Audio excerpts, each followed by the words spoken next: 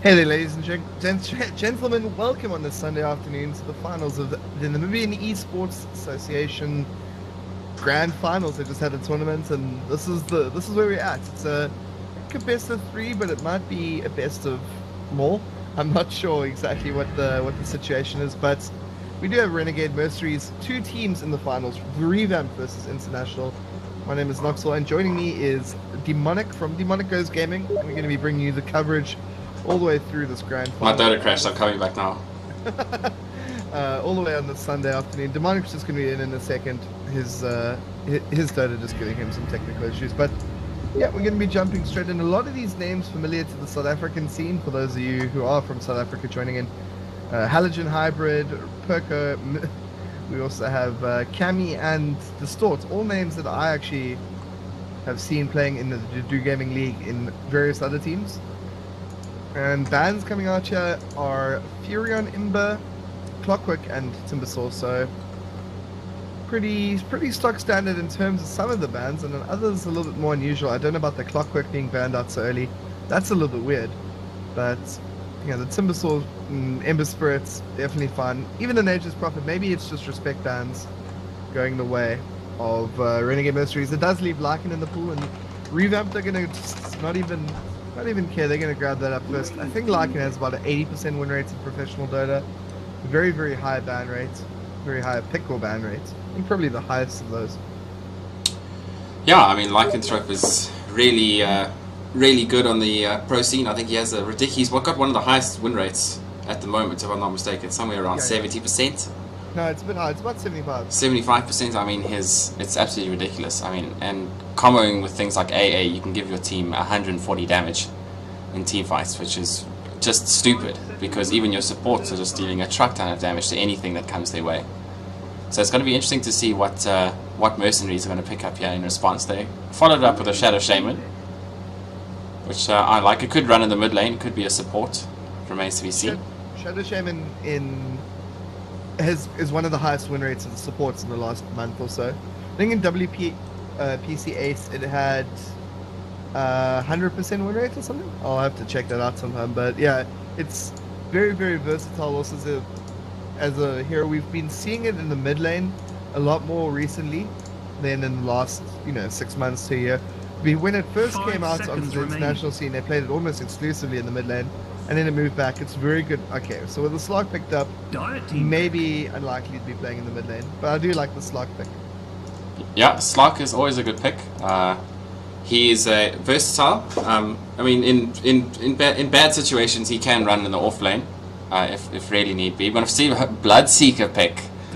So Bloodseeker, I think, has seen play, gosh, I think twice or three times in the past week. There was an Asian team that picked him up, and I think a European team picked him up as well. Both of which lost, if I'm not mistaken, badly. So he's an interesting hero. In the last month and a half or so, it's been picked up 5 times actually on international. Goodness. Scene. It's 1-2, lost 3, so 40% win rate. But Yeah. it is a very interesting hero, and a hero that a lot of people don't have experience playing against in a competitive scene. Because in a pub when you're playing dual lanes, or everyone kind of gets a lot of farm, they get a lot of gold. It's quite not as unsided in terms of unequal distribution of gold like it is normally in a competitive actual tournament game. Yeah. But the Ancient Apparition getting banned out, and that's an interesting point. Ancient Apparition, is the most picked or banned here in the last few months, and to see it 4th banned is very, very unusual. We also have heroes like the Batrider haven't been picked or banned, and I actually wouldn't mind the Batrider pickup here for Renegade Mercenary. I think it would do really well. But no, they decided to go for the Luna, so the Luna's going to be their number one for this, to go up against the Lycan and the Bloodseeker. 2 pretty tanky cores, but and not too bad at shutting down the Luna. I mean, the Lycan could just run away. Bloodseeker also has pretty good movement speed if some heroes are low, and the ability to just rapture him and run away, so the Luna can't really move. so it looks like Slark mid, Luna safe lane, Shadow Shaman one of the supports. Ruby getting picked up by Renegade Mercenaries. We haven't seen Dazzle picked up, and that's one of the really, really popular heroes in the last few months. What else? A couple other heroes. Marana hasn't been picked or banned. And Moran is one of the highest picked heroes, mainly because it just always makes it through on the banning phase. You know, there's always higher targets to ban out. Yeah, I think Renegade Mercenaries could do well if they pick up a Bane here as well. Bane's really good at shutting down heroes like Bloodseeker and Lycanthrope, with the ability to shut him down with the ultimate or just sleep him while he's in his ultimate form, just to let the time run out. So it might be a good choice with him. It follows up nicely with the Shadow Shaman as well. So it is an option. They go for a Nyx Assassin, okay. Yeah, Nyx is also one of those heroes. Yeah. So it's like Nyx and Dazzle and Podem are, you know, very, very high priority targets, but opting to go for the support and the mid hero first. Renegade Mercenaries, are they going to run that Bloodseeker mid against Slark? It's actually an interesting matchup because Slark kind of relies on that ability to pounce on you and burst you down. If you've got a couple of creeps around you that are low, you can heal. Very good. Also Slark, like obviously Bloodseeker gets true sights of everyone, but I don't think it gets, you know, it can't see through Shadow Dance. There's nothing that can go through that. No, there is nothing that can go through Shadow Dance, so he will be able to get away. It's up to I think it's going to be up to the Slark to kill the Bloodseeker. I think the Bloodseeker just needs to relax and farm away and keep his health as much as possible. Yeah, the thing is that Bloodseeker often relies on something like it's a poor man's shield to just you know, not get harassed out, and hitting creeps to survive. If he gets quite low, he can't actually move forward and rely on that poor man's shield to just block a lot of damage. Oh, this is an interesting hero. We haven't seen Leshrac picked up very much in the last while in the pro scene. Yeah, I've been tempted to play Leshrac in a pub game, just because the hero doesn't see play at all anymore. And the Rubik Lesh combination, I mean, that's a really old Dota 2. It's one of the first sort of power combinations that came up from the support duo, sort of roaming support duo, was the Rubik Leshrac, which is really good to see him. His Lightning has been recently spammed. I think the cooldown, it does a little, like 10 less damage, but the cooldown is now just 4 seconds. If he decides to go that route. So it has really powerful spam. It has the ability to throw down some serious damage if he can just stay alive in the team fights. Yeah, so the ban coming out is that Bristleback. It is a well-targeted ban. I mean, offlane, in the sense of offlane, Renegade Mercenaries have realized that's, well, I should say Revamped is kind of missing one of those offlane heroes. They've got safe lane like in Rubik and Leshrac to bring down the towers early. I think this is a good ban here, coming out the Razor ban by Renegade Mercenaries as well. It would be very strong against the Lycan, it's strong against the Bloodseeker. And if Bloodseeker's not hitting, he's not gaining life. So, you know, there's a lot of potential for great picks in that regard, going for an aggressive tri-lane, possibly with Nyx Assassin, Shadow Shaman, and the Razor. But, yeah, I mean, Leshrac has been picked a fair amount. Like, when I say that, I mean about an order of magnitude of like 10%. In comparison to Ancient Apparition, the most picked hero. So, and it has a very fine win rate. I think nearly 60%. It was like 37 games picked, 22 games won, something like that. So it's very high in terms of win rates in the last month or so.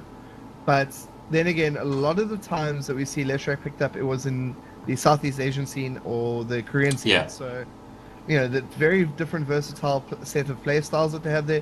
And at the same time, also, not really some of the most convincing or like statistically significant matches. I mean, there are games there where Leshrac has bought Dagon, and it's just like, okay, you know, like that's... It's one of those, yeah. It's one of those, you know, when you're ahead or when you're sufficiently far ahead of, in terms of skill from your opponents, you can do kind of whatever you want. So, strong pushing potential here from Revamped, and Mercenaries are going to have to do a very good job at holding back and not losing out on early towers. Luna, one of those heroes that if she dies a few times, struggles a bit to get back into the game. Yeah, the pushing power coming out of Revamped is actually going to be with the Lycan Hull and Leshrac's ability to use Diabolic Edict just to burst down towers is... And Fade Bolts, just to clear out the creeps as well. Yeah, it's actually quite scary. I mean, they could easily take some early towers without much. I mean, I would say that Int has taken quite a greedy lineup. They're looking for their heroes to get 6. They're looking for 6 up on their supports, which is the Nyx Assassin and the Shadow Shaman. So they're probably looking to get XP in the early game and not looking to push that many towers until they've got the wards and they've got the the ability to pick off a hero with the Nyx Assassin. So it's going to be interesting to see if Revamp decide to push early, and they're going to choose a Magnus. Okay, so this is really weird here. What are their lanes going to be? Offlane Magnus, and they move that Nyx Assassin back into into a support role. So they're not going to be running Nyx Assassin offlane like we thought. They're going to be running offlane Magnus, it seems, or possibly offlane Slark and play the Magnus in the mid lane. This is, I think, a little bit too greedy from them, to be honest. They could always aggressive tri-lane with the Nyx Luna Shadow Shaman and put the Magnus in the safe lane. I'm not really a fan of safe lane farming. Yeah. I think the problem is that, like, seconds remaining. if you don't have the great, like, an okay, you know, you're always buying expensive items, and if you don't have a good time in your lane, you're never going to get up to the point where you get 1,000 gold to get your energy booster, or 2,150 gold for your blink dagger. And Rubik and Leshrak are an excellent defensive support combination. I'd be quite hesitant to run an aggressive tri-lane into those two. Especially with a Lycan there, you can... Stun is just, you know, guaranteed. Yeah.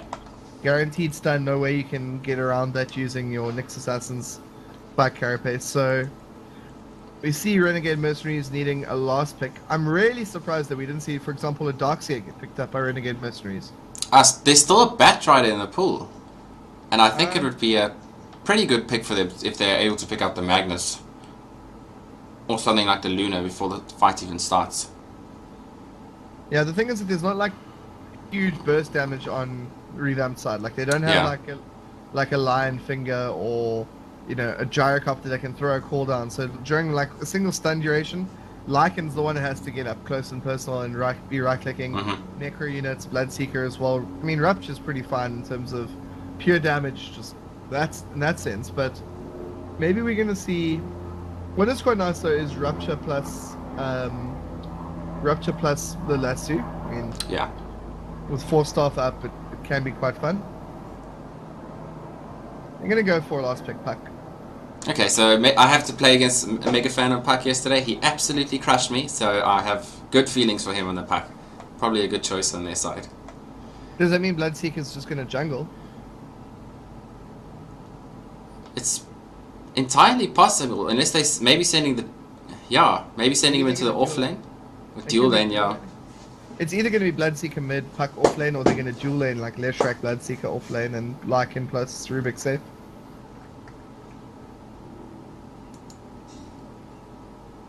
Hey everyone, welcome back. For those of you just joining us now, this has been an interesting draft coming out from both sides here. rM.Int going up against rM.Rev. My name is Noxville. Joining me is DeMoNiK. This is the Namibian eSports Grand Finals, best of 3, I think, but maybe more.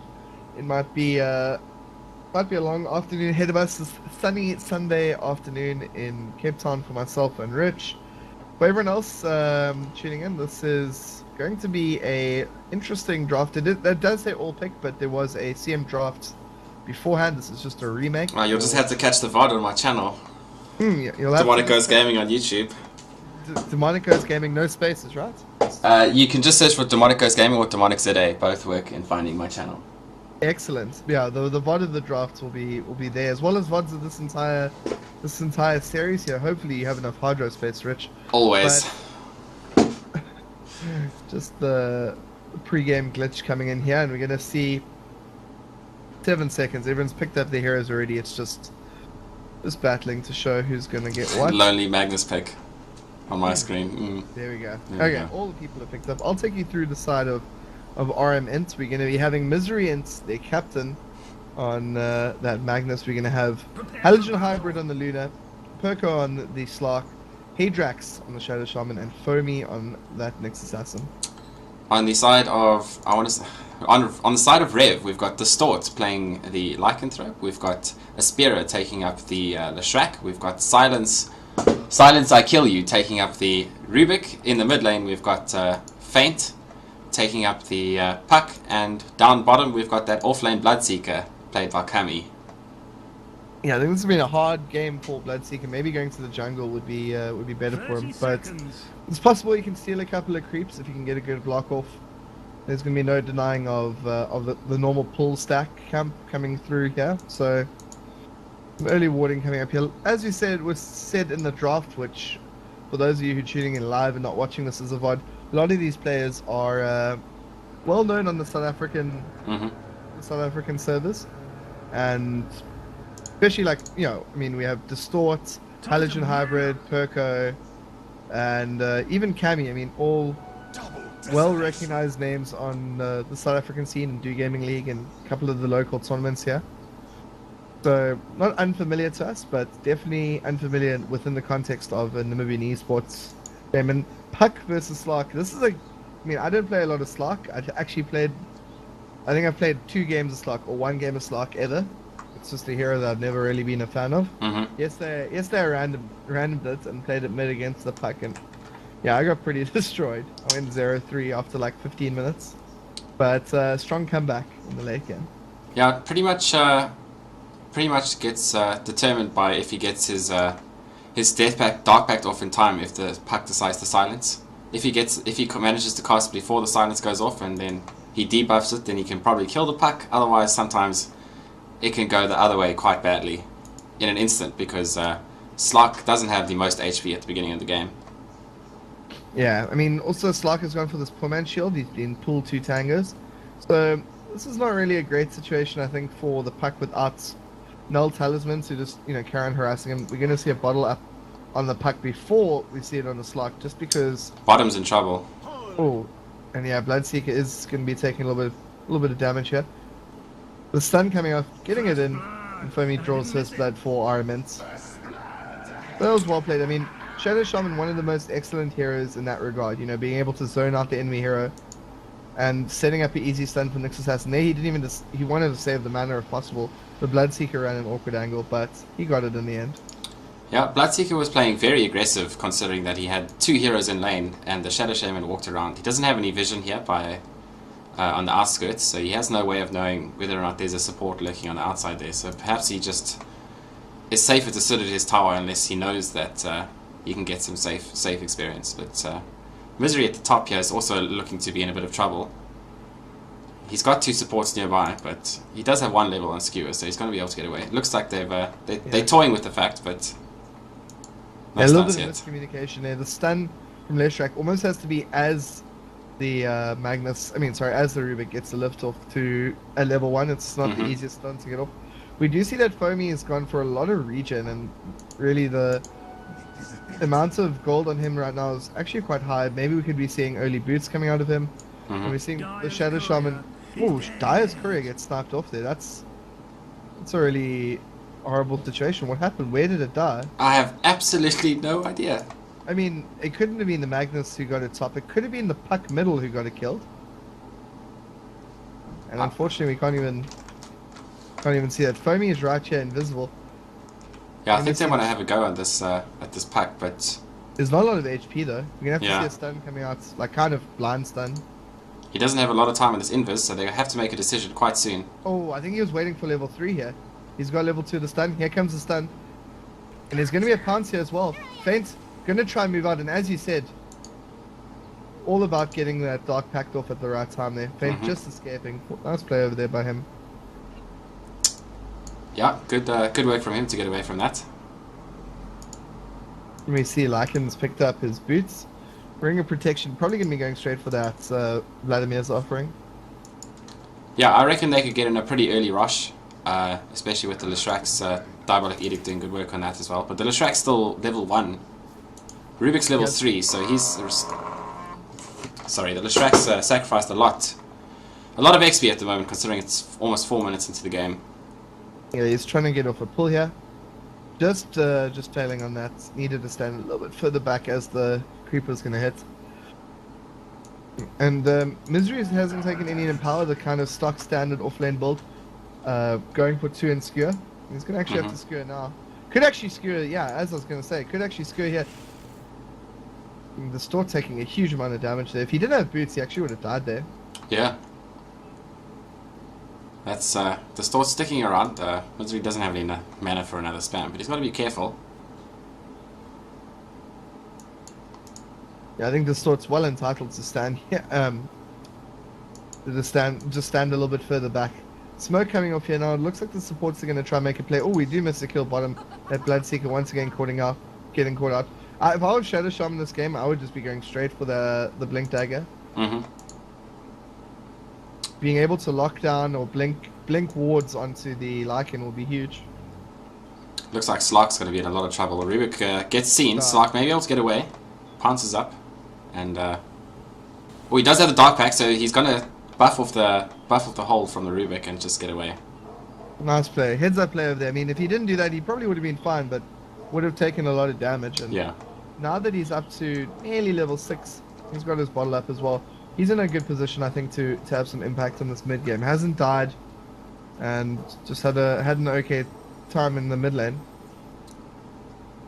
Yeah, I agree, absolutely. I think he's going to be just fine. I mean, in terms of creep kills, he was doing okay. It's 14 to 18, so the puck's slightly in favor, but he's doing just fine in the mid lane. Magnus is doing quite well with 14 creeps as well. Surprisingly well. Level 5, he's probably going to go for those arcane boots. I think it's kind of to be expected on a hero like Magnus. Even with the blink dagger buff, costing no mana, it's kind of had a weird interaction. You know, some heroes have got a nerf because they just still rely on the arcane boots. Like Sand King, for example, buffed in a huge way because he doesn't need the arcane boots anymore. But Magnus, because he's not buffed, he's kind of relatively nerfed. But yeah, Perko's doing just fine here. He needs to get up those treads, I guess. But top lane, he's gonna. Oh, why is he not going top? Turning around at the wrong time, and this is gonna give Puck the rune. Oh, or is it leap forward? I was like, oh, cheeky. I think Fein could have possibly orbed a lot earlier and just gone for the rune. Oh, and Hydrax is taking a lot of tower damage. Just a little bit Leroy there. Yeah, the supports were waiting for a smoke gang, but the rune turned out to be top. I think they were hoping for the rune to be bottom, so he'd walk straight into 2 supports. Yeah, and Cammy's picked up boots, so I really think he should just go off lane. He's got level 4 now, but even though Bloodseeker Bush is like very, very slow relative to the other heroes. I think he's about to die. Oh, there's a TP support, a bit of TP support coming in here. And Feint gets off a nice dream core. This is going to be a kill, death of 1, maybe another. Feint's actually just got to move back here and live. He's got Rubik to help him. Oh, the spam goes off. Feint. Oh, he's getting mana. It's bottling up. Yeah, he's definitely going to get the kill here. And he does. Oh, it's an orb! Yeah, it doesn't matter. But if he had just a little bit of regen there, he could have also changed his strength trades, by the way. Or tangoed. He didn't. I don't think he was tangoing when he was dead. I think he was kind of just, you know, just like, okay, I'm gonna lose. I'm gonna just die. I'm just gonna waste their time. Yeah, he knew the orb was coming, and he had to get out of the way. Otherwise, he was instantly dead. So yeah, he survived for as long as he can. Hydrax is just going under the tower middle, and Feint is in a lot of trouble. He's just gonna go down. But I think Hydrax might actually just no. Good play from him to get the tower off his back. Middle tower, everyone, go! And we do see the classic 1-for-1 build on Slack. Maxing pounce and just taking 1 level of Dark Pact early just to survive. DD Rune spawns top, getting pinged out by the Rubik, so if Slack can pick this up, it will be a good situation. Unfortunately for him, Rubik's going to be the one going there. Yeah, he had a regen in his bottle, so he's still got a full bottle. As he Dark Pacted though, yeah. So maybe a little bit questionable. Here comes the stun getting lined up, maybe. Puck coming back in. Silence Dream Call onto the orb comes forward. Leshrak's going to try let them dodge, and I think Leshrak's going to get tubed so quickly there. Dunked! Leshrak, unfortunately, is not blessed with that much life at the moment. I think he's level 3. He's only got 511 life, so he can get dunked so quickly by by the Radiant side at the moment. A little bit of a questionable leap by our Slark friend Perko there, but he's fishing at the moment, I think. I think he's feeling really comfortable in this lane. And Luna's been left in the bottom lane now. She's level 8 versus the level 5 Bloodseeker. At level 6, I think the Bloodseeker definitely could make some plays, though. Yeah. If he has creep equilibrium and he gets off a good rupture, it'll be fine. Misery just trying to do some damage here. Get some scouting out there, but it's Silence who's harassing him out. We need to see some levels up here. We do see some nice gold on the supports for rM.Int. Yeah, and levels as well. Foamy's almost level 6, so he's doing pretty well considering that he's been roaming quite a lot. He's ganked. Misery is in a lot of trouble here top, but I think he's got a reverse polarity and he wants to use it. He did miss the skewer though. Yeah, Leshrak's gonna just die here. Ah, my friend. Oh, the stun nearly picking off the Stort as well there. Oh! He whiffs completely. Puck is in here now. He messes up the timing on the silence. And we're going to see everyone just backing out here, it seems. Oh, Distort going back in. He's going in on Hydrax. Hydrax is going to have mana in a few seconds here. I actually think he should just turn around. Spam! Oh!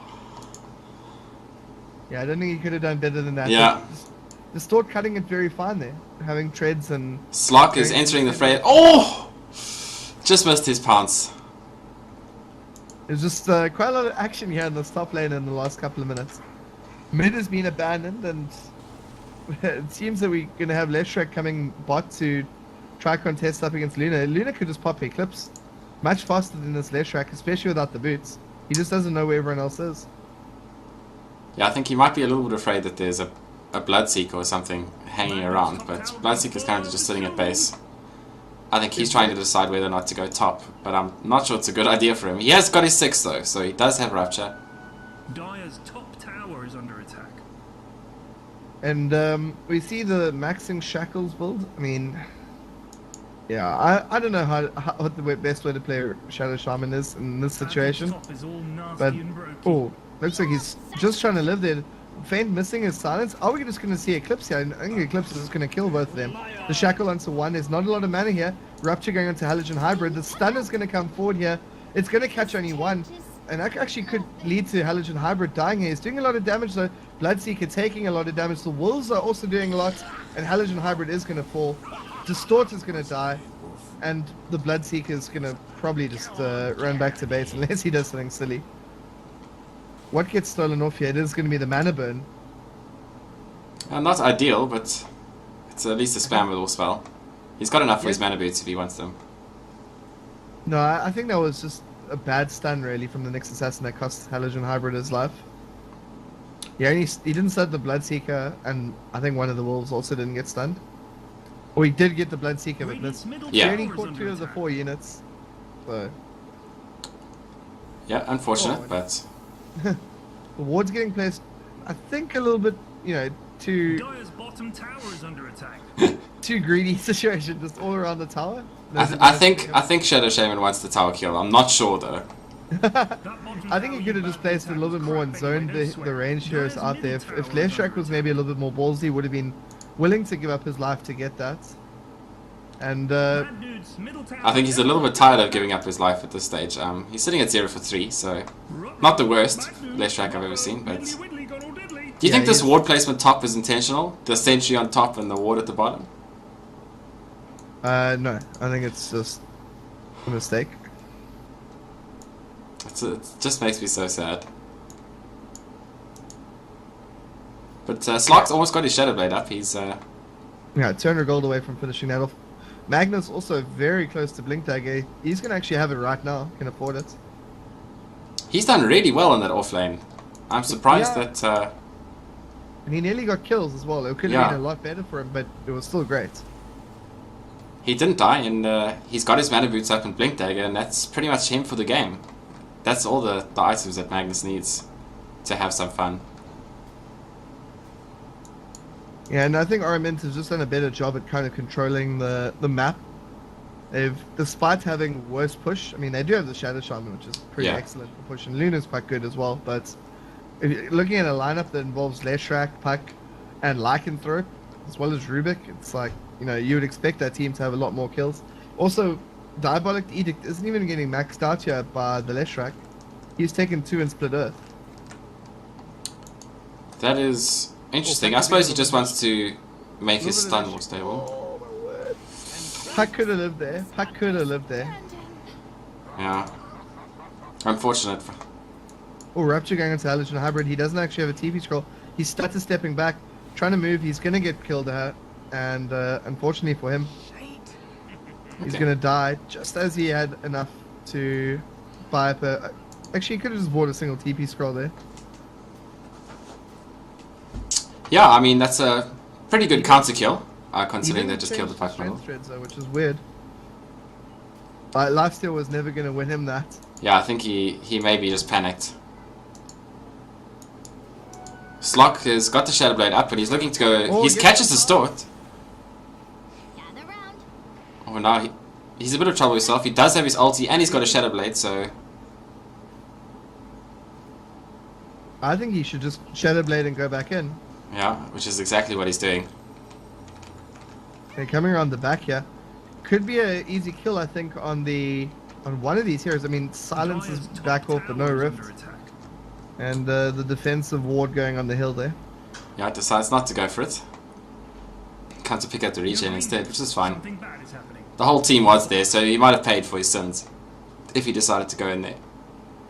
Yeah, the thing is just with his Bloodseekers that he's like died 3 times. Okay, sure, he got 1 kill in that last fight on the Luna, but he's like just hasn't had an impact in this game really. I mean, you'd like to see that type of hero, maybe mid against, maybe not mid against Slock, but maybe just go straight to the jungle. He'd have at 18 minutes he could have 4-staff as well as treads, like quite easily. Yeah.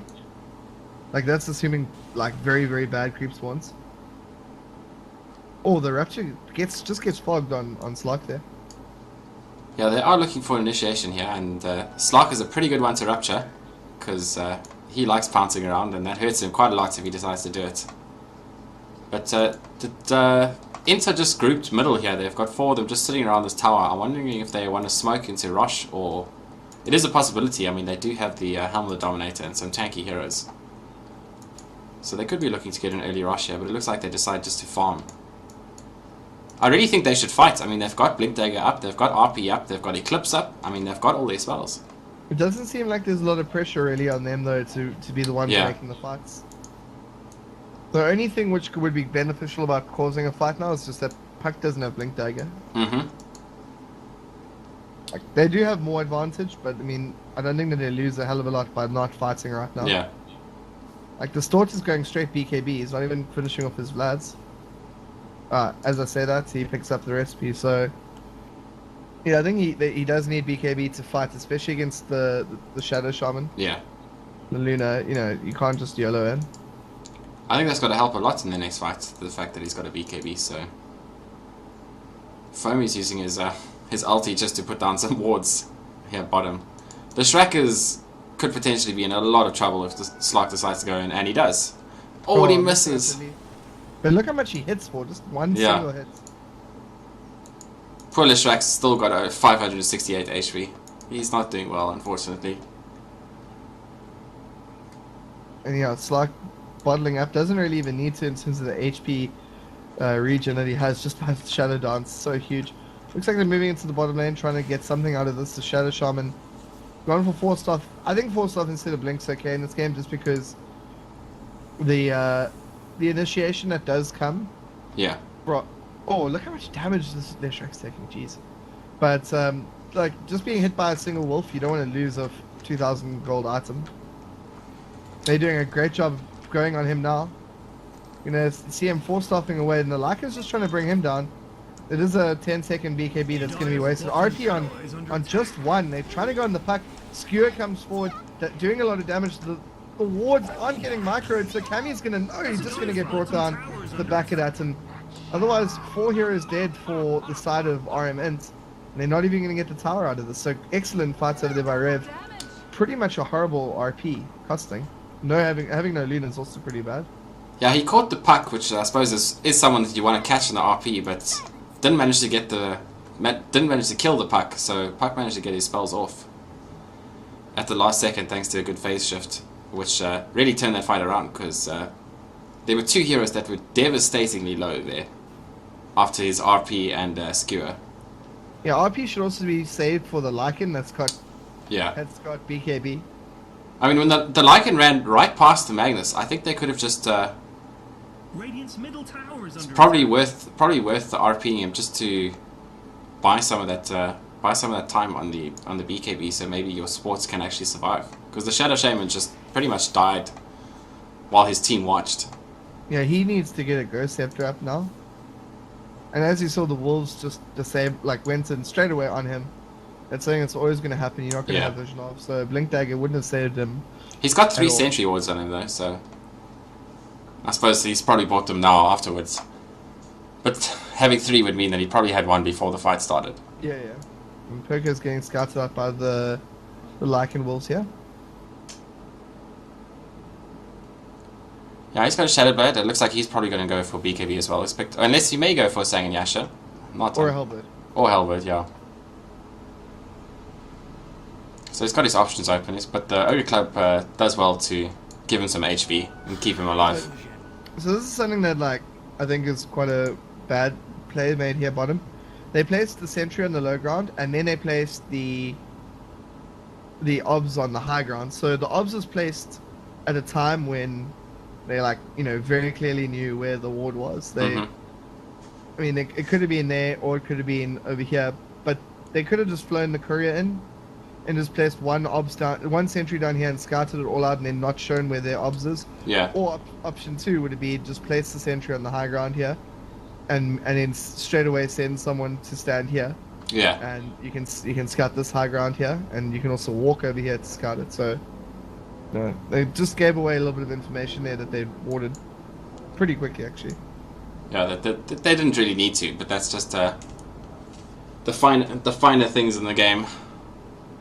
But it's also quite important for support, especially a support who likes playing the ward game, which is fairly important. It looks like Slark may be in a bit of trouble, but the stun doesn't catch. Basically, they silenced him, and all he did was cast Shadow Blade, and it took so long for them just to drop down a sentry ward that he'd already stood there by the time Rupture ended. And Bloodseeker's going Shadow Blade himself.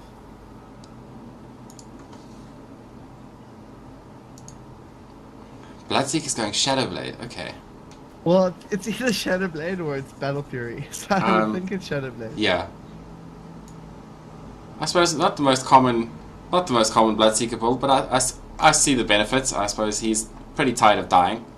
Oh, Lycan could be in a lot of trouble here. BKBs and just starts running away. Blink, here's the RP, then Skewer's not going to do anything. Wonderful Ward Trap though.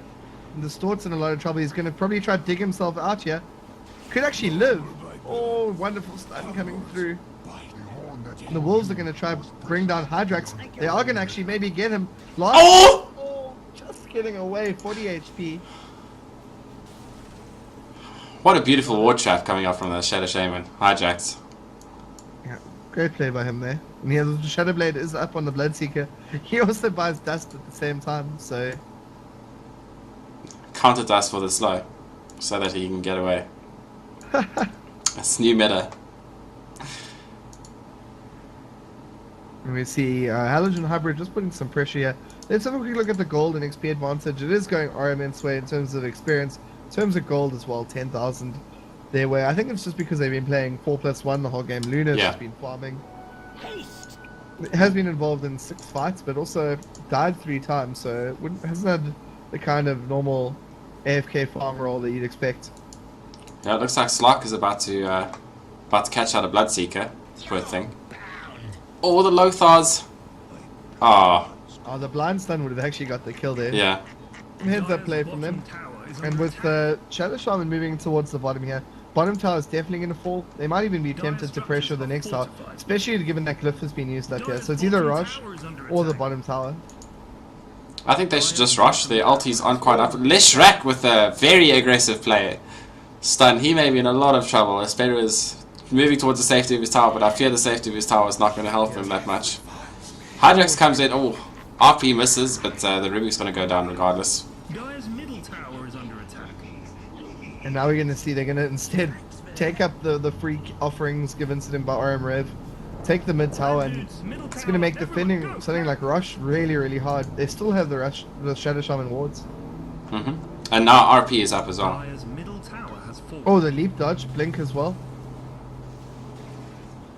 Yeah, they're pushing mid pretty hard here. Don't see a set of drums on their side. The tower is just going to take the fall here.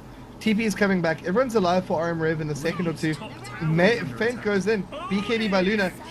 Cammy's just taking a lot of damage. RP just catches Distort. They're trying to bring down Distort before he can do a lot of damage. And Halogen Hybrid just tanking his way through here.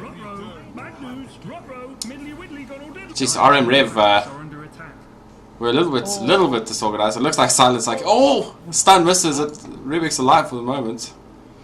Yeah, buyback coming forward by Distort. Gonna try hold on to the racks here, but I think that the damage was really done. Getting wiped like that and having to force the buyback from Distort, not a good situation at all. It's not a very good situation, but Lycan is never out of the game. His split push ability, it looks like he's going for those Necrobooks now, so... Yeah, no Vlads though, so I mean, Yeah. I think if you had Vlads, his ability to fight would be so good. He's just letting this catapult take down a building. Yeah, it's not hitting on the racks at the moment, so he can just sit and plunder a 100 gold building by itself, and everything will be fine. It looks like Foamy's got himself a Blink Dagger now, and Shadow Shaman's almost finished his Argonum Scepter. He's just 250 gold away from that. So it looks like they want to end the game sometime soon. Get on to game 2. Yeah, the thing is, in a long series like this, you really don't want to have the epic long games to start off with. Yeah. You'd rather have those when you're comfortably 2-0 or whatever ahead, 1-0 ahead. You just want to get it done and dusted. Does Namibia have an eSports association? I'm not sure if it's like a governmental body or I'd love to find out. if it's good or if it's bad. I'm not really 100% familiar with it. I play for the Namibian National Symphony Orchestra, as we see Kami go down there top. So Yeah, I'm going up there in July, perhaps. So I spent some time, good amount of time in that country, and I really enjoy it. And the biltong is amazing. So it's And good the to see. biltong is Oh, and so cheap as well. Yeah, my mom actually has an uncle who lives in Namibia, and he has like amazing biltong farm, like just over the border of South Africa and Namibia. It's the best thing. They do at Storms River, just outside PE, they do sell Namibian biltong. There's my product placement for the day. Dire's top tower is And under Shadow Shaman dropping his wards here top. He's not level 16 by any means, but these level 2 wards are doing a very fine job of bringing down this tower. And the final tower remaining, we've only seen one tower get dropped off here by rM.Int here, so pretty convincing game 1 in terms of Dire's objective bottom play. tower is under attack. Only thing kind of left begging is the rush kill. And Yeah. Halogen Hybrid's just been farming. Picked up a Mantis Star now, he's on 200 creeps at 27 minutes, so just under 8 minutes, about 7.5 minutes. Most of those are neutral creeps though. I think both teams had the power to pick up a rush ages ago. I mean, if Ages ago. the Vlads had if the Lycan had picked up a Vlads, I mean, they could have done it at about 10 minutes. We could be looking at a third rush almost by now if teams were running at full efficiency. So maybe that's something that the teams could look for in the future. Getting that rush in early, it's really important. Gives your team a lot of experience. Good gold as well. Yeah. And I mean, they're literally standing around the rush bit here. They could just be taking it. Yeah, the thing about rush also when you have a hero like Lycanthrope is that it doesn't take your entire team to beat it. It's like Lycan plus 1 or Lycan plus 2, and the rest can be farming lanes, so they're not losing out on anything. And Perko's looking for a kill here on the left track. Gore's coming forward. There's a disconnect, and I think Perko. This is actually going to help Perko out. He's going to realize, there's a puck right there.